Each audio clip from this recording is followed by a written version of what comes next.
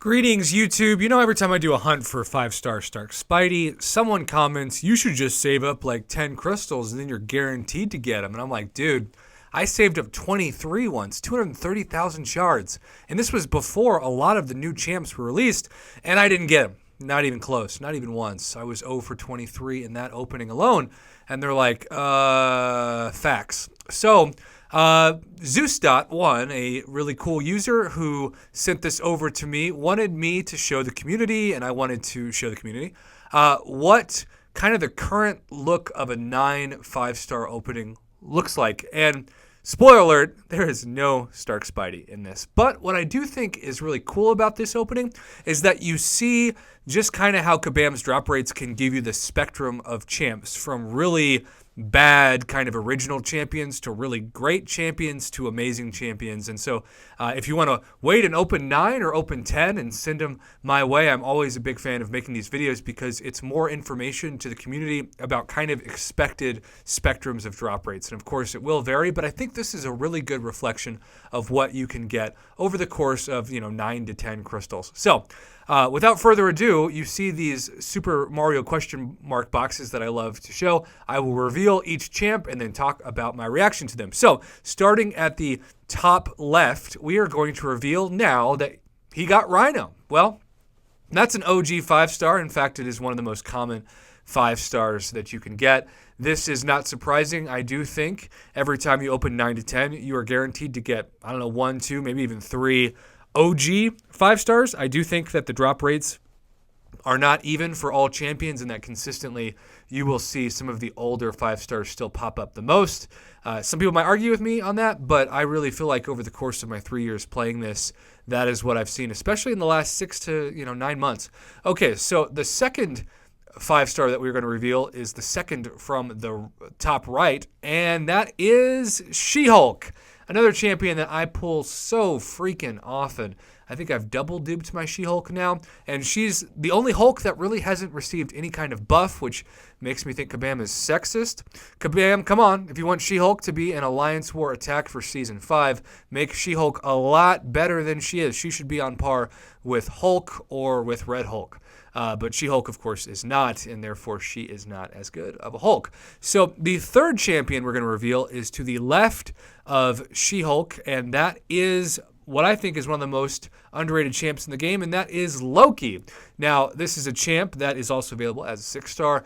One of the best champs in terms of starting out. I think if you start out the game and you pull a Loki, any recovery champ, you can instantly steal that buff with a special one, and then all of a sudden you are turning that regeneration of your opponent into a health pot. And when you start out the game, you're going to make a lot of mistakes, and not having to use items or units is a win for everybody. So far we have 9 crystals, and a third are what are considered to be pretty trash champs, though I think She-Hulk's underrated and Loki is probably the most underrated champion of them all.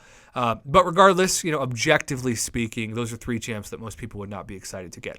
Okay, now you'll notice that even though there's 9 crystals opened, you can only see 1, 2, 3, 4, 5, 6, 7, 8 champs, because he actually got 1 champ twice, a double dupe. And so I wanted to reveal that now. In the bottom left, he got She-Hulk as a new champ, and he also got Hulk, OG Hulk, twice, which is pretty cool. Hulk is a champion that actually was like a top 3 science champ before Kabam decided that they wanted to make science champions again after waiting for a year. And now I think he's kind of just in the upper middle pack of science champs, but one of the best champions for the collector, for those of you that always ask me who I should bring, because when you die with the Hulk, you just use one of those level 1 revives, get to 20%, and you get that insanely better attack bonus as Hulk. So yeah, you'll have to keep dying, I guess, to continue to get that, but he's a champion that at 20% still does a ton of damage against the collector, and you're not going to be alive for that long anyway, for the most part, when you're fighting the collector, especially for the first time, so you might as well maximize your damage output. Now, I want to cover the rest of the bottom row of duplicates.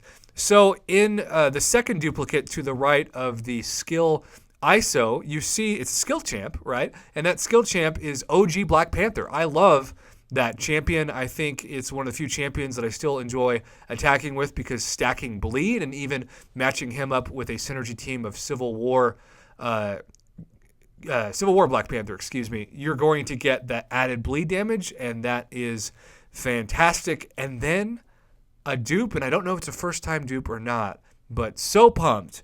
My favorite champ in the game, if you haven't guessed it already, we're going to reveal it now, a 5-star Quake. And a champion that already has amazing value on so many nodes, but now in Alliance War for certain nodes, with that added attack bonus being a female champ, she is even more valuable in Season 5 of Alliance War. So that leaves us with just 2 champions left.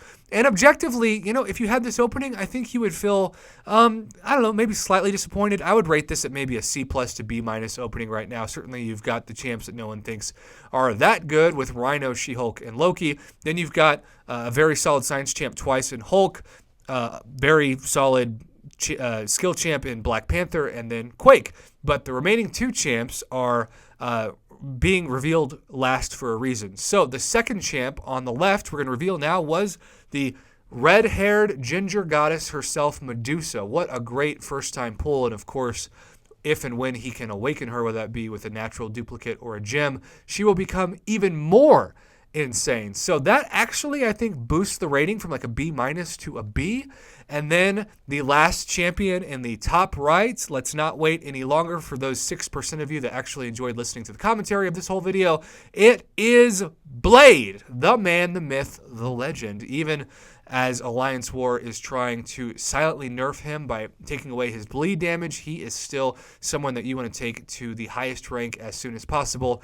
And what an amazing spectrum of champions. So on one hand, you've got Loki and Rhino and She-Hulk.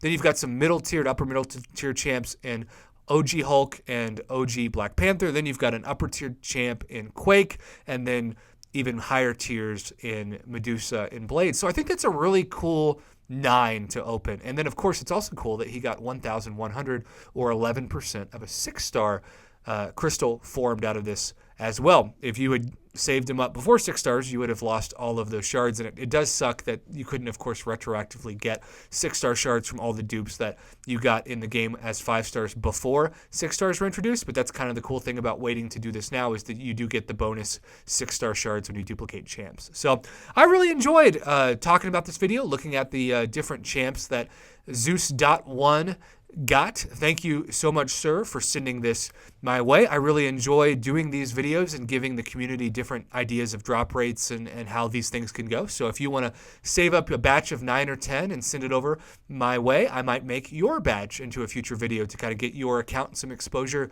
and also your roster some exposure. So really enjoy doing this. Thanks again to Zeusdot 1, and for those of you who are still listening to this video, thanks for sticking around for the full video. I always appreciate you supporting my MCOC channel, and I look forward to doing more of these videos in the days, weeks, months, and even years to come.